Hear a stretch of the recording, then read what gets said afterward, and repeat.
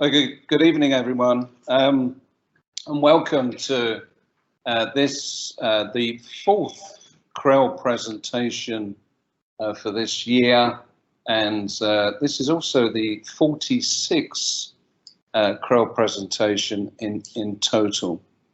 It's really good to see a full, quite a full audience here tonight, and I do understand that there's 20, nearly 30 online participants as well.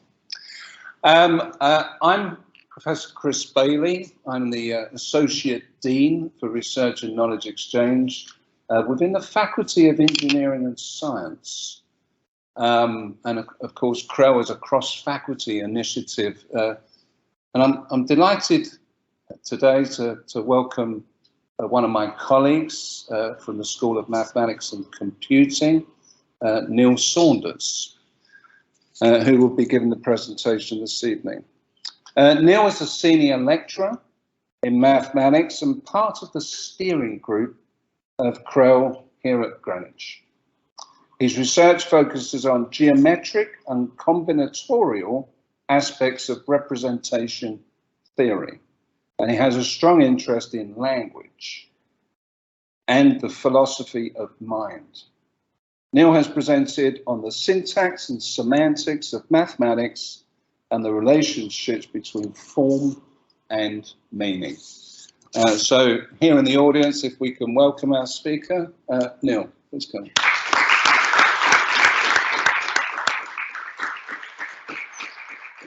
Can I just, before we start, we'll have some time for Q&A at the end, and for our colleagues who are online, please feel free to write any questions you have in the chat.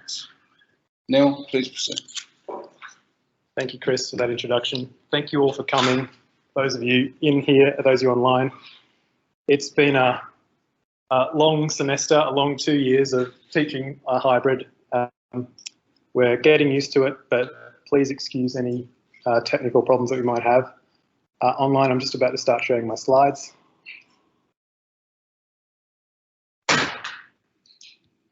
And so with a bit of luck, you're all seeing my iPad now.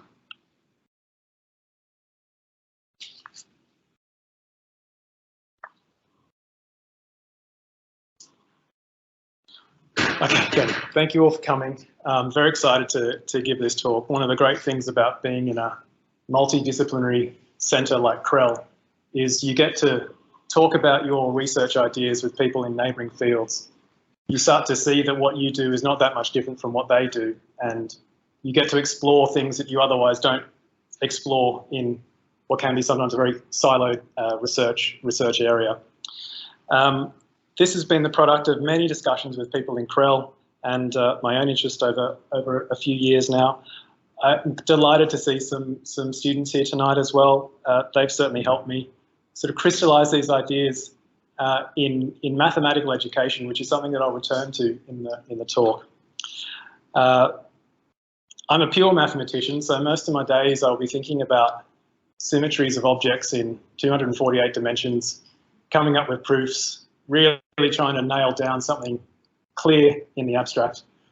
What's wonderful about language and CREL is that when you try to argue a point, you have to do it by analogy, by a metaphor, by a simile. And tonight I'm really excited to have David Young and Bryony Miller, who's going to read from a play to try and illustrate some of the points that have been swirling around in my head. And, well, I'll be interested to see what you make of them as well. Okay, let's have a start. I want to talk about first mathematics of language. So as I said, I'm a mathematician. We do calculations, we play with Rubik's cubes, we prove theorems. We communicate our results to our colleagues and our peers. We teach them to students as well.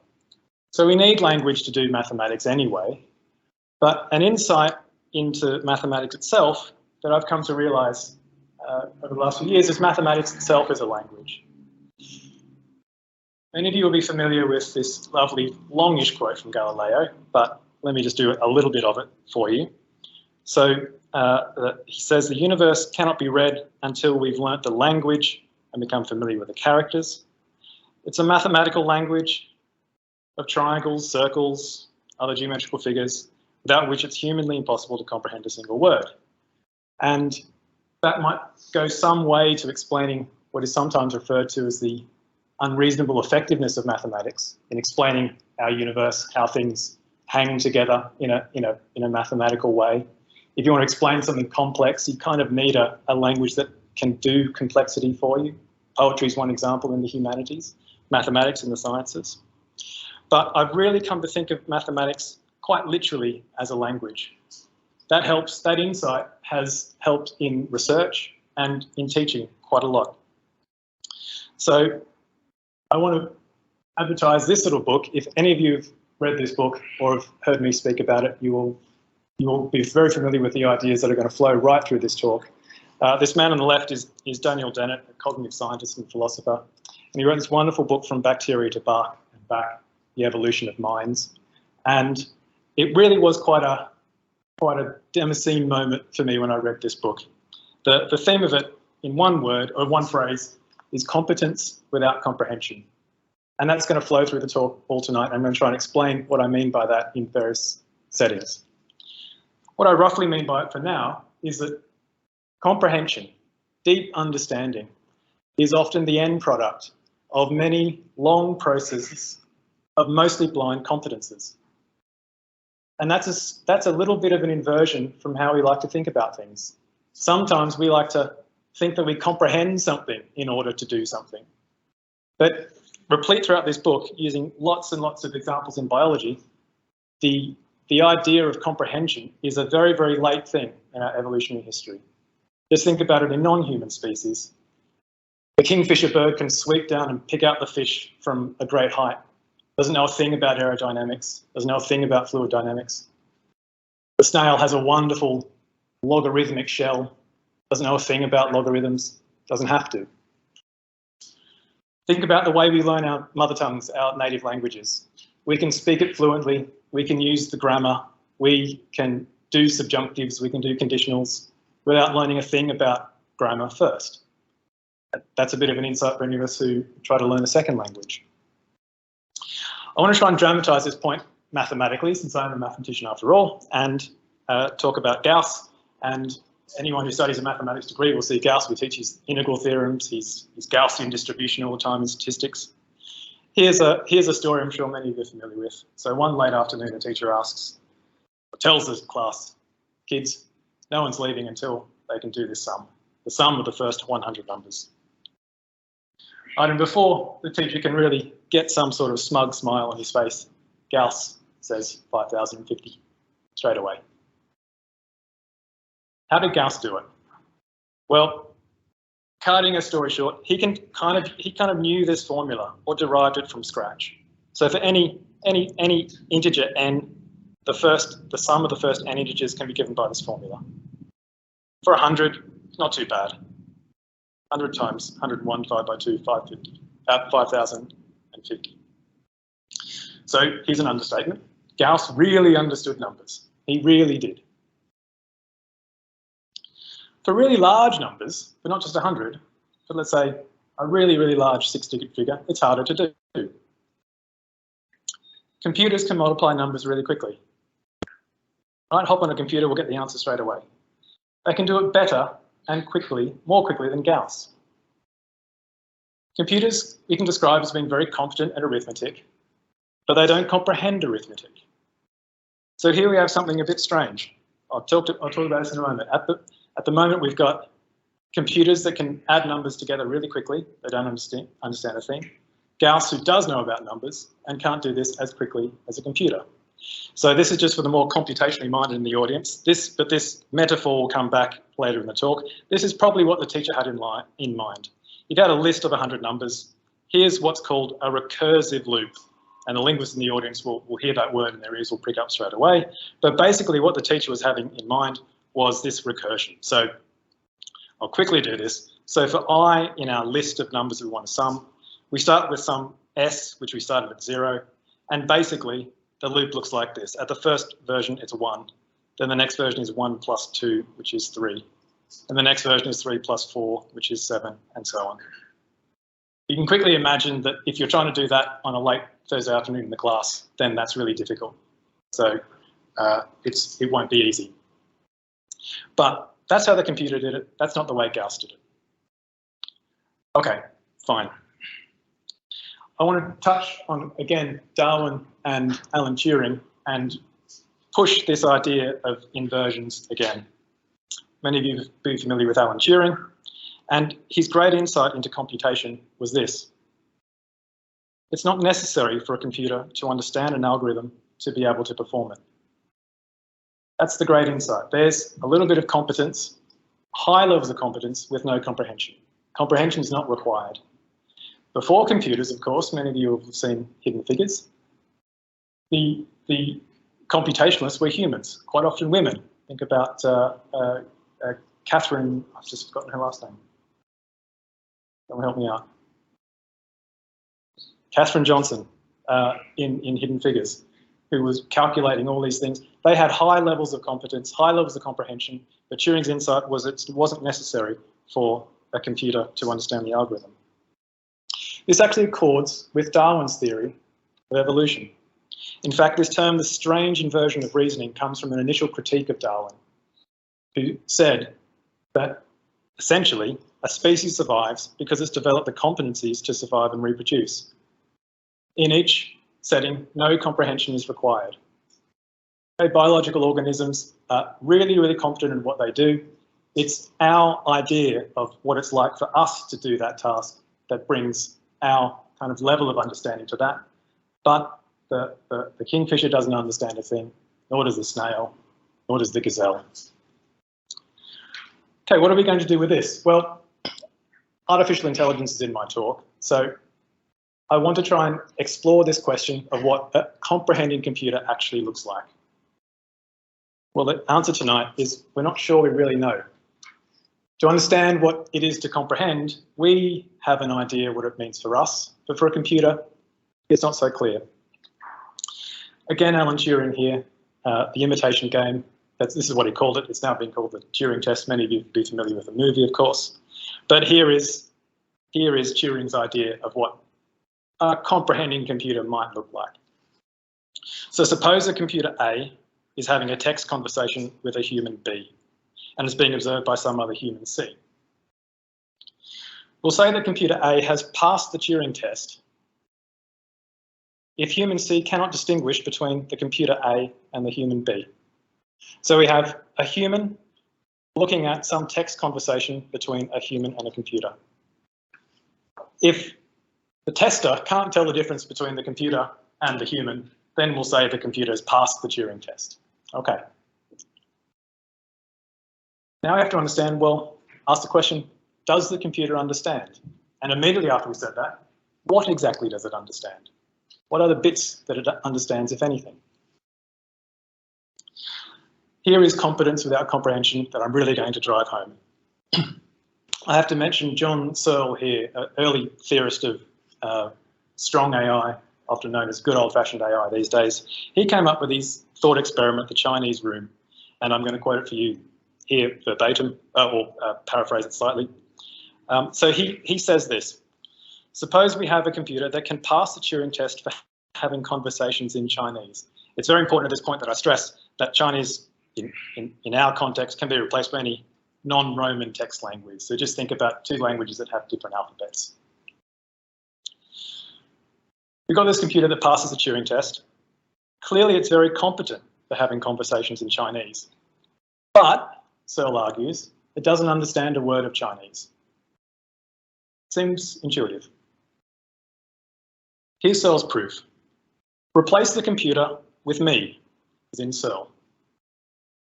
And give me all the instructions, as in give me the code, give me the rule book, and I'll just follow the rules. A string of characters come in, I'll just consult the rule book, and a string of characters come out after I've consulted the rule book. Okay, I'll consult the rule book, output the appropriate string of characters. I can pass the Turing test, right? I, Searle, can pass the Turing test because I can just manipulate these symbols with the rule book and I'll pass the Turing test. But I don't understand a word of Chinese. All I'm doing is following rules. Therefore, no computer no matter how competent, can ever understand Chinese. Okay, it seems plausible. But now what I really want to do, well, here's a sort of cartoon of what it looks like. So here's Searle inside the room. There's an input here of characters coming in. He consults his rule book. He sees when this character comes in, I'll put in that character coming out, and he'll output it out here. And the person outside can't tell whether it's a computer or a person inside. We can now legitimately ask, what does it mean to pass the Turing test? What can we expect this computer to actually do? Well, arithmetic, probably arithmetic pretty easily. Could it make value judgments? Could you ask it, do you like Beethoven over Mozart? Do you like, I don't know, Taylor Swift over Ed Sheeran? It's a legitimate question to ask. Remember, the assumption is the computer has passed the Turing test. It doesn't have a mind's eye. Can it manipulate mental images? Well, here's a thought that we can actually give the Chinese room ourselves. In fact, you can do this yourself. I want you to actually do this. Take a capital E, just imagine a capital E, rotate it 90 degrees, place it on top of a capital I. What kind of dining utensil does that remind you of? Without too much effort, you'll quickly see that it's a fork, right? And think about this. How did you do it? You took your capital E, you took your capital I, you rotated it, and you placed it on top. Okay? You did that in your mind's eye. Fine. This is a legitimate question to ask the Chinese room and Searle inside it, because we can assume that it's passed the Turing test. This computer can manipulate mental images. The components inside the computer, Searle in this case, he doesn't know that that's what he's doing. He's just seeing a string of characters coming in, consulting a rule book, string of characters going out. Or to be more computational about it, he's just sort of opening and closing registers or letting voltages come through at different points. He's absolutely unaware that that's what he's doing. But the system as a whole achieves this mental manipulation task. It goes to show what my colleagues in computer science will tell you, that the real understanding of a system does not lie in the CPU. It's in the software. It's in the actual system. The iPad, the iPhones are great because of the apps you download to them. There's no intrinsic computational power without the software. Now, this thought experiment is starting to look a little bit weird. We now need to ask the question, what sort of software program can pass the Turing test? Manipulating mental images, making value judgments, right? Answering questions, be able to deal with ethical dilemmas. Well, here it is. Probably nothing short of trillions and trillions of lines of code would probably work, right? That's me putting my colours to the mast there. Code of routine and subroutine and subroutine. So what it means is that the idea that there's just some simple rule book for passing the Turing test is a little bit misleading. So it's a wonderful imagination distorter in a way. To me, this is what's faulty about the experiment. Not the experiment itself. It's a wonderful experiment to think about what it would mean to pass the Turing test.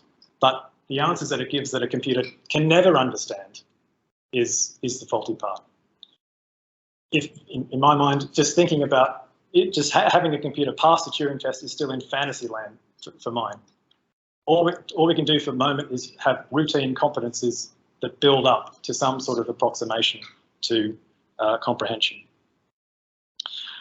Okay, I want to give I learnt this from a wonderful article by Melanie Mitchell, who works on AI, and this, for a time, thought that we could get a comprehending computer by some deep learning techniques.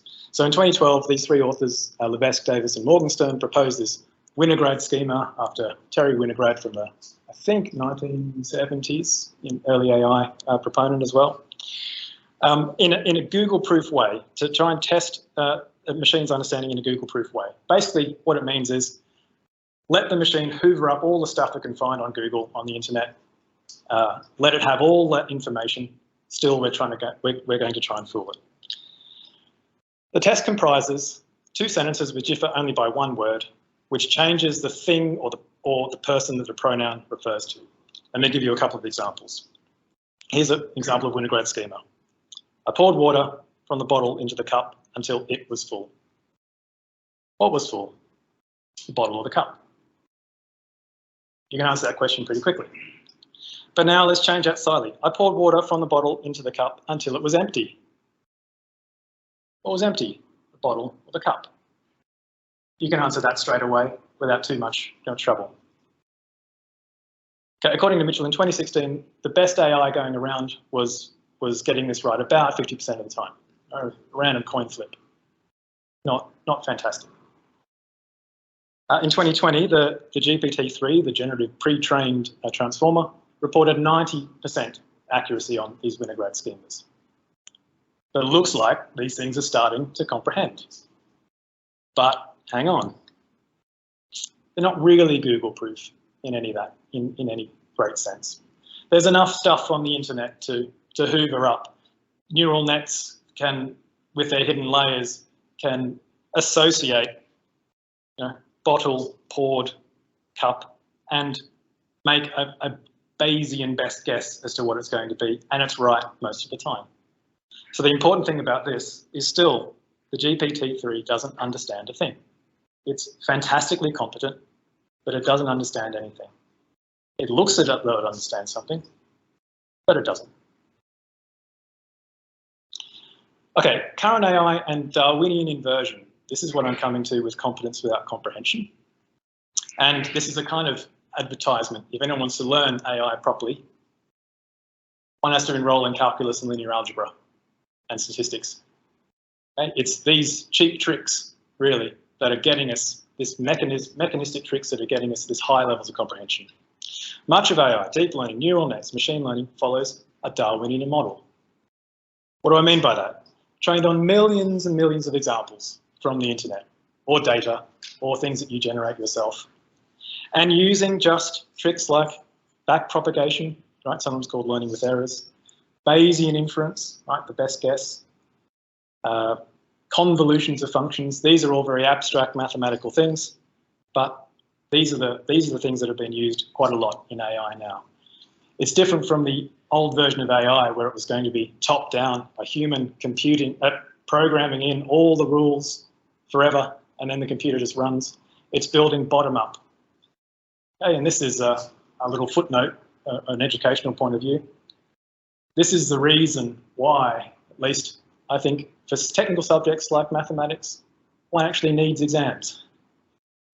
Because it's not the exam that's the thing, it's the building up to the exam, the repetition of competence that will eventually get you the comprehending. Otherwise, if we're just looking at Google searches all the time, we're a bit like Searle inside the computer, just manipulating a few things. We can get the good marks, but we don't really understand what's going on. So it's bottom up, uncomprehending competence, leading to highly sophisticated pattern recognition. That's what it is. Is that intelligence? I'm not sure. It probably is. It could be in some sense. But there again, competence without comprehension. Okay, so now let's return to the question, what does a comprehending computer actually look like? We still don't really know.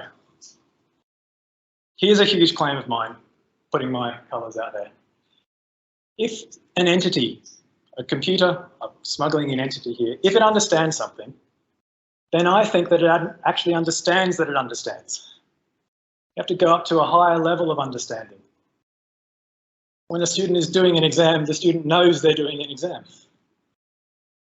If you have to explain your reasoning to someone else, you don't just understand what the task is you're asked to do, you actually understand how you did it. You can represent the individual components to yourself. What sort of computer can do that? Well, huge claim again. It's probably sort of conscious. Probably has some sort of self-awareness that that's what's actually going on. But I've hit consciousness, so I better do consciousness in one slide. And Searle and Seth has a wonderful book out, talks a lot about the Bayesian brain, the the brain generating a model of its surroundings, talks about what the specs are from a very engineering point of view of what consciousness might be. So I really recommend that. Consciousness, according to Seth, that what it's like to be you-ness, the feeling of what it's like to be you, the Descartesian, I think, therefore I am, is different from, hasten to add, competence/intelligence. Non-human species are conscious, they certainly are, but are they competent in the sense that humans are? So there is a difference there that you can look at. One huge question mark over all of this that Seth talks quite a lot about, is it exclusive to carbon-based life? Probably, this is one of the early objections of Searle as well. The computer doesn't need to worry where it's getting its electricity from. Right? We plug it into the wall, the computer just does the computations. But consciousness, according to Seth, is one of the end products of lots and lots and lots of subroutines of subroutines of subroutines designed by biological evolution to keep you alive. There's a difference between a computer and carbon-based life. I want to focus on us humans now, and I'm slightly eliding the point here. I kind of think of ourselves as really clever, wet robots, wet computers. We're not computers, but we do a lot of computation. Who writes the software?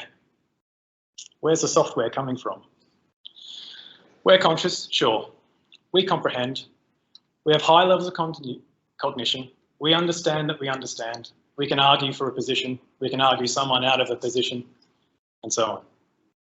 We can reflect on our reasons. We can represent our thoughts to ourselves. We can represent our intentions to ourselves. How do we achieve it? Well, here's the second claim, what I want to do now in this talk. The claim is by language and cultural evolution. In a very Darwinian sense. This is what I mean by this. So this is the second part of the talk, memes. Not the internet memes that we're familiar with, but there are examples of them. The term meme was originally coined by Richard Dawkins back in 1976, where his book was really about distilling what evolution, biological evolution really is. The fundamental unit of evolution is the gene. Not the individual, not the group, just the gene. The gene is the thing that wants to replicate. It assembles itself into bodies, so it can do that. It assembles the bodies into groups, so the genes can do that. A really interesting thought. But he posited by the end of the book that there is some other replicator that's not genetic, that's not passed through the gene line, that is responsible for a lot of cultural evolution that we see today, because genetics just won't get us that far. Think about how fast human culture has progressed in the short time that we've had. So he thought about the meme as a unit of cultural information evolving by a process of natural selection in our brains. Memes are unconscious, uncomprehending, but they have the competence to provoke brains to replicate, whether they benefit the host or not. A virus has the competence to replicate. It doesn't benefit the host, it just replicates. Same thing with memes. They just come along for the ride because they can. So like viruses, memes do infect. And Dennett actually really hammers this point. Literally means infects brains. But the process is you don't get a worse brain, you get a mind out of it. So what's a meme? What's an example? Habits, styles, gestures, ways of doing things, fashions, trends, old wives' tales, whistling catchy tunes. These things just stick and we replicate them quite often unconsciously, just because these memes have innate fitness in and of themselves. Words are fantastic memes. Words are memes that can be pronounced. No one invented words early on. Now people do coin words and to convey meaning, but early on, words were just memes. The first words were probably synanthropic. What that means is, like the urban fox, like dogs into wolves, like rats and mice, they come along and evolve because of us humans. They can evolve because we're here. Words could evolve because we're here to repeat them. most of the time, early on, unconsciously. Again, think about how you learn your mother tongue. They thrived in the presence of humans, the early sounds. From this meme's eye point of view, language can be thought of as a memeplex, built up from smaller items into more complex things. Here's Ray Jackendorf in Foundations of Language. Words are semi-autonomous informational structures with multiple roles to play in cognition. If you like, memes are the software that your wetware, the brain, runs on. Okay. Not designed by anyone, just designed by cultural evolution. Here are just some examples. I'm a mathematician, so I better do this. Maybe you'll remember this, Sokotoa from, we get taught this in school. Right, to remember trig. Sine, opposite hypotenuse, cos. You can forget it. What is sine? Oh, I don't know. Sokotoa. Right. All of a sudden, sine, opposite hypotenuse, you've remembered it. There's something about that meme that's doing some work. There's something, you didn't know what, you couldn't remember it before, but now you've consulted, there it is.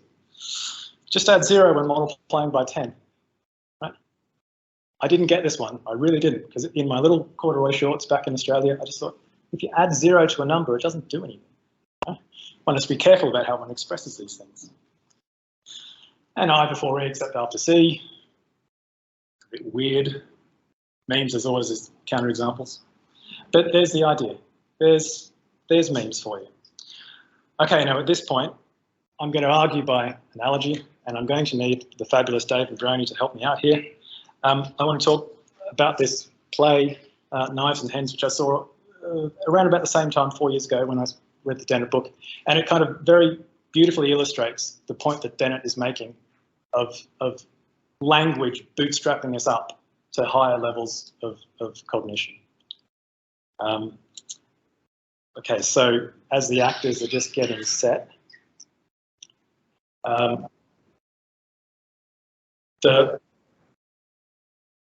just for a moment. The play has 3 characters: a young woman, her husband Gilbert, her husband William, and the miller Gilbert. The Gilbert is as I said, the town's miller. He turns corn and grain into flour. He's kind of like an enlightenment figure, or a kind of be wary of knowledge type figure. The play is set in a pre-industrial village, and well, in this first scene, we're going to see them in their domestic setting after a day in the day ploughing the field. Okay, so at this point, I just need to.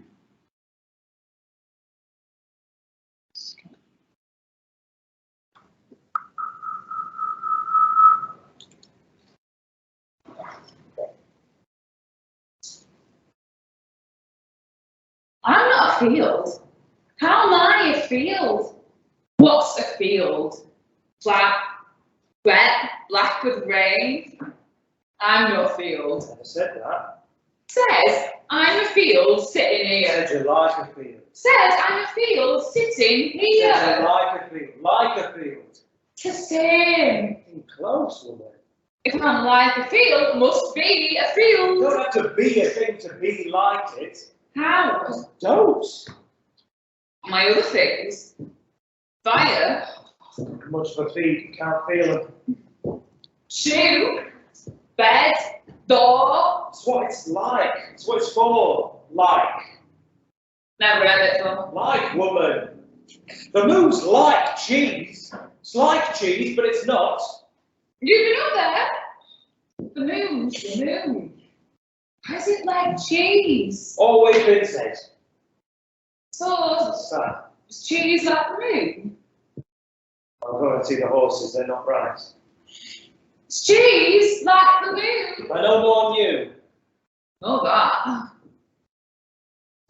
You're like anything I want. I say you're like a field. You were like it sitting there. Well, not now. It's gone. You're like this. You're not like a field sitting there now.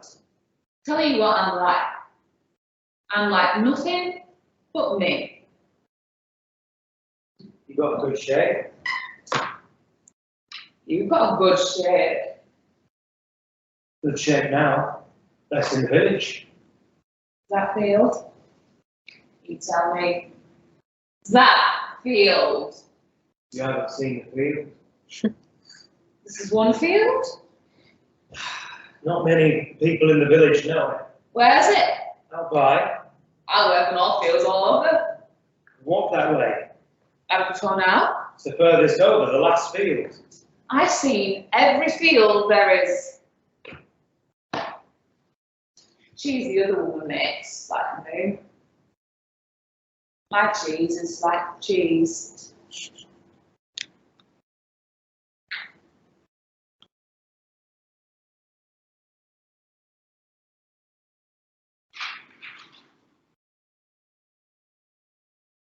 Okay, great. So we've just set the scene there. There's a few things I want to point out about that. So the young woman has a perfectly functional mind, capable of her tasks in her everyday existence. She has rudimentary language at this point, so that kind of hinders expressions of complex thought. I would actually argue that it actually hinders the complex thought itself. But there are a few things that I want to point out here. She's discerning likeness already. She must be a field if she's like a field. Don't have to be a thing to be like it. With the minimal language, you can do likeness. AI at the moment is very bad at determining whether two things are actually the same. And one of the reasons why when you log into something secure and you're asked to select the images of like an upside down camel or something like that is because an AI can recognize a camel in its correct position, but just twist it slightly. It's very hard. You try and ask an AI, is this like that? It's very, very hard to do. It just puts out, that looks like a camel, that one doesn't. So there's something innate, pre-installed, if you like, in us that can discern likeness. Okay, in this second extract we see the young woman and her husband again. She's walking around, she notices the puddle. She notices reflections of the puddle but can't quite hit the word, and we get a very interesting discussion scene here.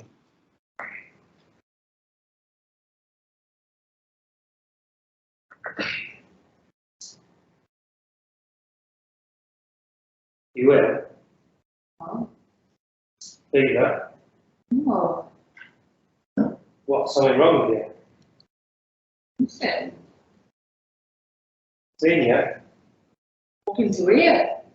The food for you and the plough horse. Seen you standing there. What are you doing? I was looking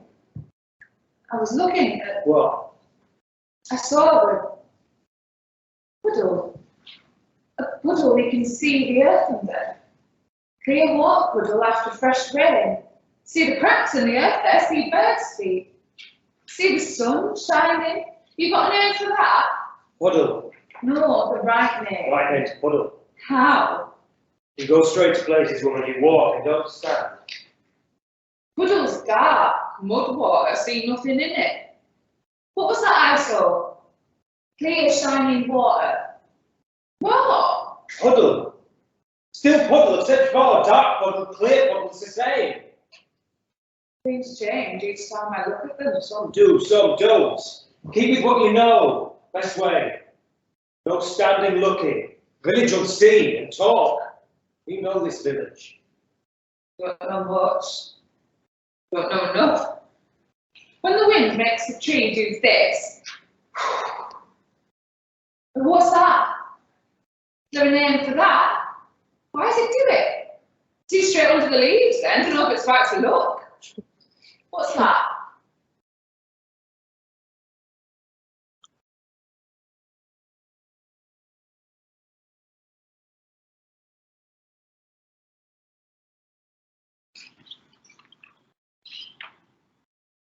Because the thing that I really want to highlight there is the power of the meme, the unit of information that's conveyed by the word reflection.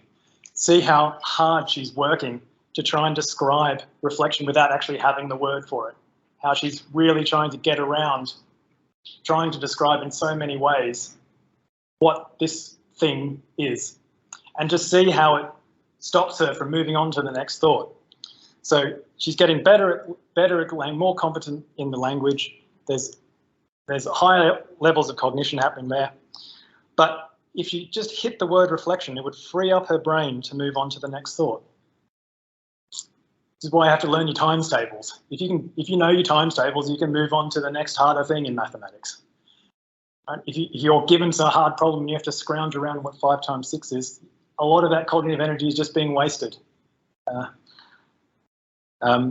It's the tip of your tongue phenomenon when we have that. When you don't have the word, it's not that you don't have the word, but you don't have the capacity to move on to the next thought.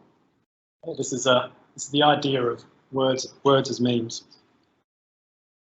Okay, now we're going to see 3 monologues from the young woman. These are taken from various points in the play, and I'm choosing them in this order to really ram home the idea that it's the language that allows her, that permits her to have the higher level thoughts. It's not as though she has the high level thoughts but lacks the language. It's a kind of inversion again. It's the language that bootstraps her up to these higher thoughts. So here is the first young woman monologue.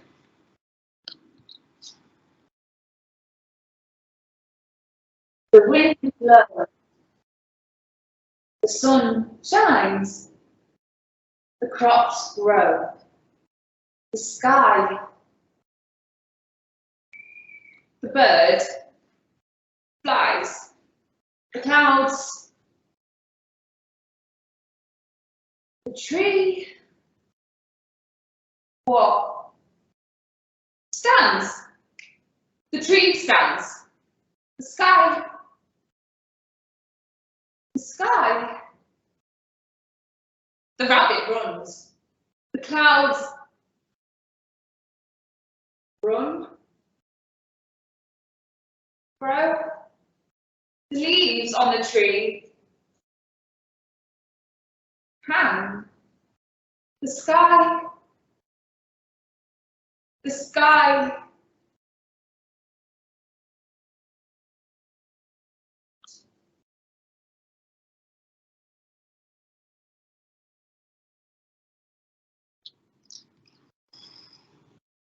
Okay, great. So here, she's got names for things, which is really helping things out. When you've got a name for something, you can lock your concentration on it and really try to interrogate what that thing is.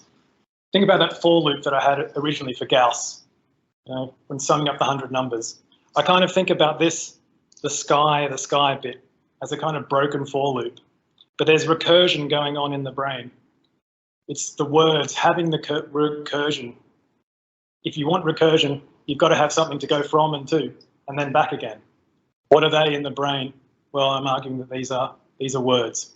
It's not as though recursion starts and then you have language. It's the very creature of language that allows for recursion. So I kind of think of this as a broken for loop that's going in the brain. Sometimes it works. The bird flies onto the next part of the for loop. The clouds, well, and then the for loop kind of gets stuck. Again, this is an analogy. Okay, the second monologue is when we see more of the young woman's competence in the language increase.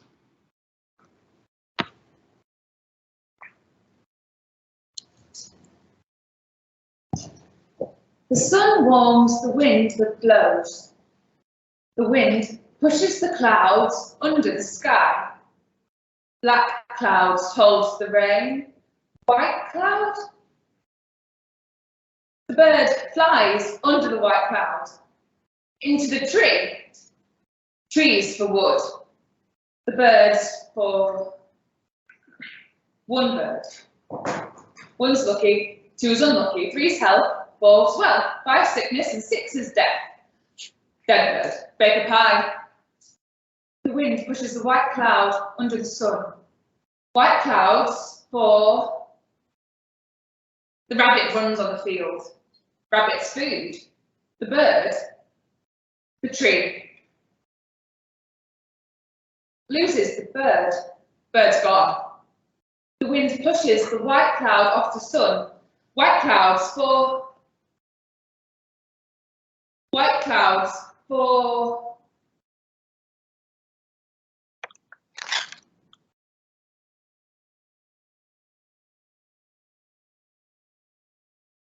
Okay, so here we're seeing more fluency in the language, particularly in the first sentence. But I really like just how it's almost like a stream of consciousness word associations that's going on here. If you like, the Google graph is being formed in the brain, the Google knowledge graph of this entity to that entity with an arrow going between it, and the edges getting their weights are coming in there. You're starting to see functionality and intentionality in the woman's thought processes. You're seeing something is for something else. You're seeing intentionality of the tree losing the bird. But the one that I really want to highlight in the memetic theory that I'm trying to propound tonight is this poem here. This poem is a meme. The bird, the one's lucky, two's unlucky, and so on. It's not clear that poem's actually doing any work in her thought processes there. That poem is just something that's been installed through cultural evolution, through hearing it. It's just getting itself repeated because it can. That's the innate fitness of the meme's eye view. Things just come along. That poem at that particular point won the competition in the woman's brain for getting reproduced. And that's what the memetics is doing for us. Okay, now we see monologue 3 and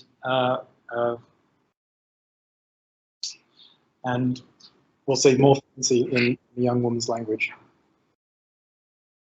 When the sun comes back, the warm wind will blow on my face. When I look up, I will see the sun shine bright in the sky. The clouds will be white. The strong crops will grow on the good fields. The bird will sing on the tall tree. The tall tree will stand, and the warm wind will shake the leaves. The rabbit will run on the good field where the strong crops grow. New day will start and end the night. Night will be gone.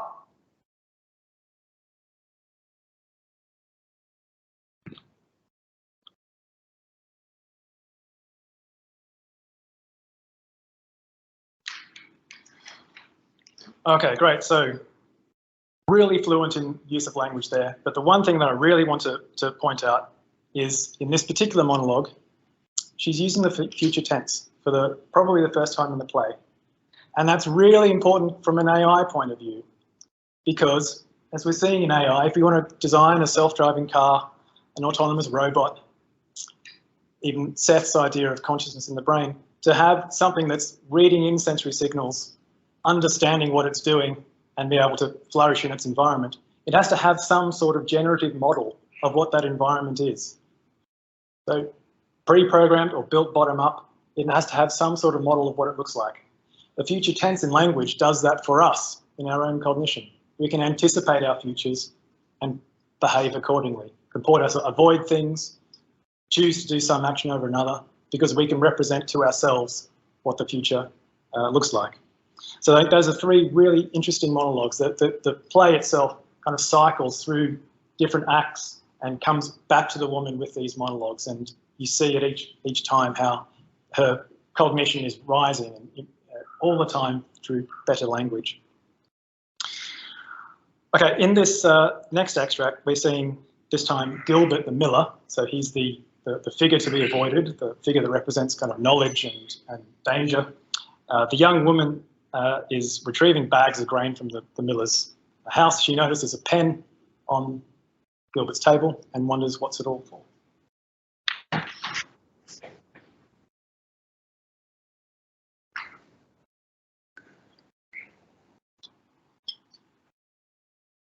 Still 5. You counted? Still 5, correct? Last sack's on. I've seen that. Where'd you go? What other work to do? Couldn't stand wasting time hearing talk about nothing. Won't be long to stand now. It's a new stone you need, Miller. I'm waiting to get home before the sky goes black. Stonemason's nearly finished the new one. When he's done, your village man will roll it out next to me. What you got there? What? That? This? You don't know what this is? It's a pen. Ink pen. What you wanting with that? So to me, in market by a travelling musician. Food money spent on a useless stick. Worth the price. Flower you steal from us, what bought it? Do you have a firelight shines on it? What's it? Feed you? No. Warm you? A good weight in the hand. Waste. Right with it too. What? I write. What do you write? I've done. Grind corn. Stop grinding corn. Grind corn. Stop grinding corn. More than that. It's for the laird's new game. Only he'd write down the nothing he does. You want him to be the laird now, Miller? More life than corn. I write what's in here, in my head. End of the day, every day, here to here. Look how much of me there is.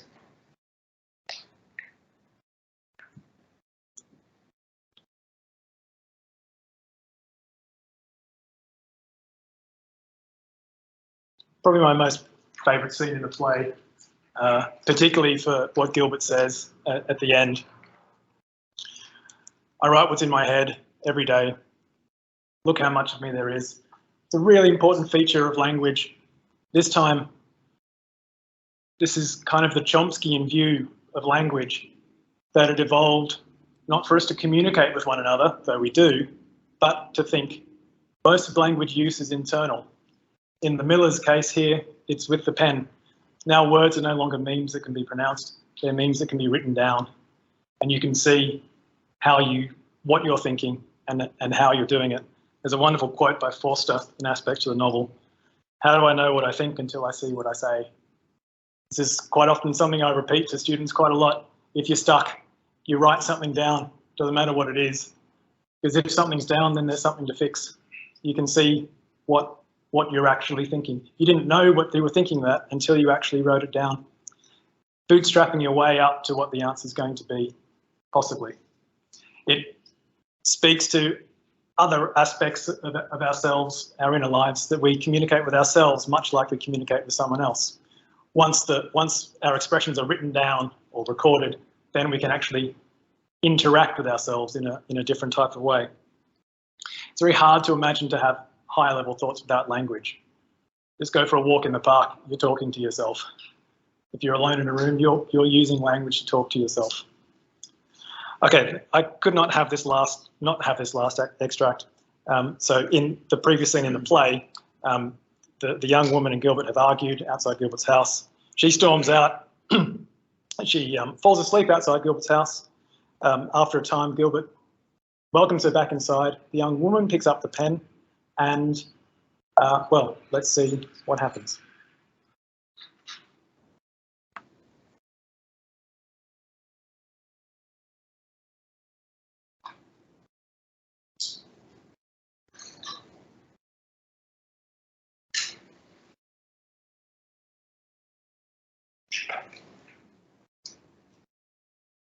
See the got a nanny bag, got soft paper. Lay down on it yourself. Why am I here? What you've done to me? Right? You held the pen yourself.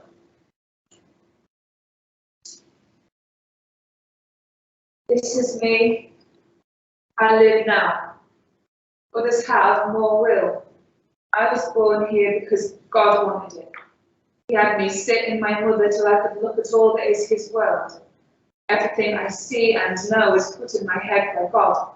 Everything he created is there every day. Sunrise to sundown, earth to sky. It cannot be touched or held the way I touch a table or hold the reins of a horse. It cannot be sold or cooked. His world is there, in front of my eyes. All I must do is push names into what is there, the same as when I push my knife into the stomach of a hen. This is how I know God is there. I look at a tree and say tree, then walk on. But there is more of the tree that is God, which I have no names for. Each day I want to know more. A puddle I can see under, a tree when it's blown by the wind, a carrot that is sweeter than the others, the cold earth under a rock. The warm breath of a tired horse, a man's face in the evening after work.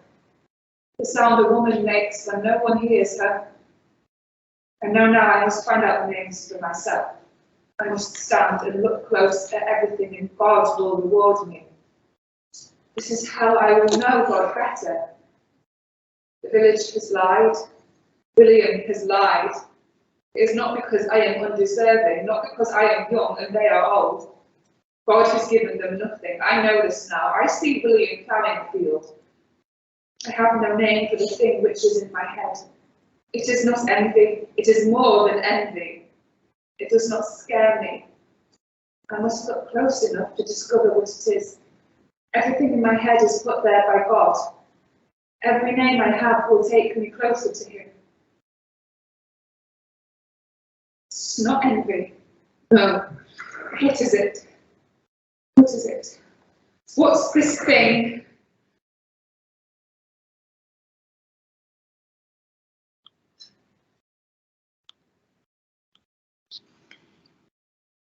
A whole seminar could probably be devoted to that last monologue. It's such a powerful monologue in the play that to bring it back to language, remarkable competence in language now, permitting her to notice her thoughts, notice her feelings, represent them to herself, reflect on them. She can represent her intentions to herself. She can understand the intentions of others, almost like Frankenstein's creature knows that others will lie. She knows the feeling of envy now. She can distinguish it from other feelings. How she can represent it, how she represents it to herself via language, by bootstrapping herself to higher cognitions with language. This quite follows much of human culture in a way. You have a task, you build a tool for it that allows you to do the task. You think about a better tool that makes you to do the task even better or more complex things. So the argument here is that language is the thing that ratchets yourself up into higher levels of cognition. A slight inversion on the Chomskyan view, perhaps, that language just kind of appeared and then we started speaking. It's a lot more gradual, perhaps, in this meme's eye view. I love this quote from Archimedes: "Give me a place to stand and I'll move the earth." Language, in a way, gives us a place to stand in our own thoughts by able to recognise concepts, give words for them, and lift ourselves into other areas of higher levels cognition. So, try to wind up. Here's the thought that I want to take away. You take away: competence without comprehension. This happens much more in our day than we give it credit for, but it's actually really, really useful. Even when you do have that real flash of insight that I finally understand the problem, it's, I hate to say it, not because we're geniuses, it's because we've been working on it for a long time and our subconscious is doing so much of the work that we don't know. At individual stage, you're very confident in what the next stage should be.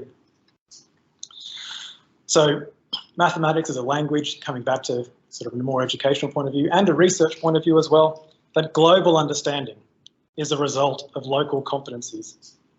When you're teaching a really hard topic, when you're trying to solve a really hard problem yourself, you can't go at it straight away. You have to build up to it slowly. Take off bit by bit and build up to it. I think there are insights into teaching mathematics, in fact, any technical discipline, as a kind of language from memetics, from a bottom-up kind of way.